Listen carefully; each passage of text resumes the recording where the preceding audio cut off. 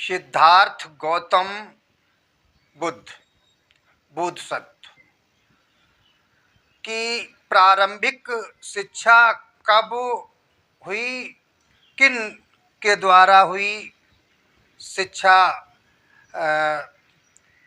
प्राप्त की, किनके द्वारा शिक्षा प्राप्त की, कितने वर्ष की आयु में सिद्धार्थ गौतम बुद्ध विद्यालय में गए शिक्षा को ग्रहण करने के लिए। तो राजा शुद्धोधन के जो पुत्र थे सिद्धार्थ गौतम बुद्ध, शाक्य प्रदेश के शाक्य कुमारों की शिक्षा 8 वर्ष की आयु के बाद प्रारंभ हुआ करती थी। जब सिद्धार्थ गौतम की उम्र 8 वर्ष की हुई तो राजा शुद्धोधन ने अपने मित्रों और मंत्रियों से विचार विमर्श करके सिद्धार्थ के शिक्षक आचार्य पंडित विश्वामित्र को चुना। उस समय राजा के ज्योतिषियों के साथ परामर्श कर एवं मांगलिक अनुष्ठान करके सिद्धार्थ गौतम को 500 शाक्य राजकुमारों के साथ गुरुकुल भेजा गया। मतलब विधि विधान के अनुसार से विद्यालय भेजा गया। सिद्धार्थ के हाथ में उरग सागर चंदन से निर्मित लिप फलक उत्कृष्ट मस्य तथा रतन जड़ित सोने की लेखनी थी। कहने का तात्पर्य चंदन की पट्टी और सोने की कलम थी।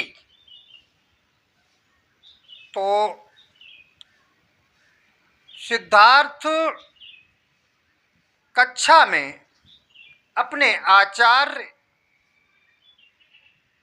से कहा कि उपाध्याय जी, आप मुझे किस लिपि की शिक्षा देंगे? तब सिद्धार्थ ने 64 प्रकार की लिपियों का उल्लेख किया।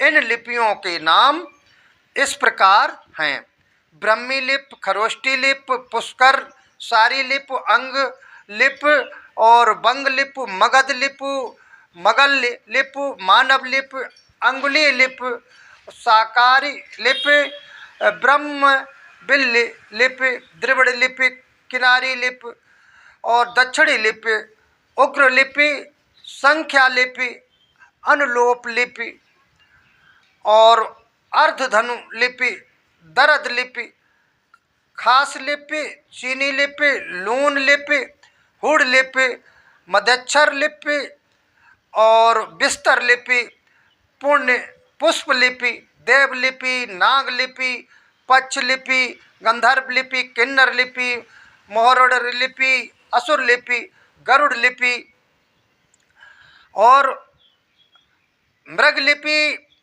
चक्र लिपि, मरु लिपि, भीमदेव लिपि, उत्तर कुरदीप लिपि, अपर गौंडानी लिपि, प्रक्षेप लिपि, सागर लिपि, ब्रज लिपि, लेख प्रतिलेख और अनुद्युत लिपि, शास्त्रार्थ लिपि, गणान व्रत लिपि, उत्तर पक्ष लिपि। इस प्रकार से उन्होंने 64 प्रकार की लिपियों का वर्णन बताया और इसके साथ बोधिसत्व सिद्धार्थ को उक्त लिपियों के अतिरिक्त 46 अक्षरों का ज्ञान भी था।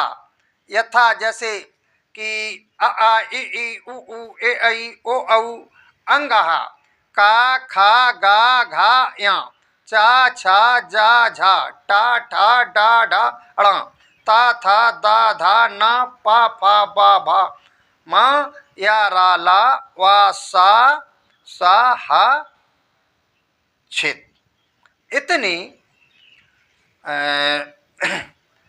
क्या कहा जाता है, अक्षरों का इनको ज्ञान भी था। तो सिद्धार्थ के द्वारा उक्त 64 प्रकार की लिपियों को सुनकर विश्वामित्र आचार्य आश्चर्यचकित हो गए और उन्होंने कहा, मैं इन लिपियों के नाम भी नहीं जानता हूँ। विश्वामित्र जी की इस असमर्थता को जानकर राजा सिद्धोधन ने सिद्धार्थ को सैन्य विद्या और युद्ध विद्या की शिक्षा देने में योग्य शप्रबुद्ध के पुत्र शांतिदेव को नियुक्त किया और कुमार सिद्धार्थ ने आचार्य शांतिदेव से कहा कि महोदय, मुझे सभी विद्याओं का ज्ञान है, कृपया करके आप 500 जो शाक्य राजकुमार हैं उनको आप शिक्षा, सैन्य विद्या और युद्ध विद्या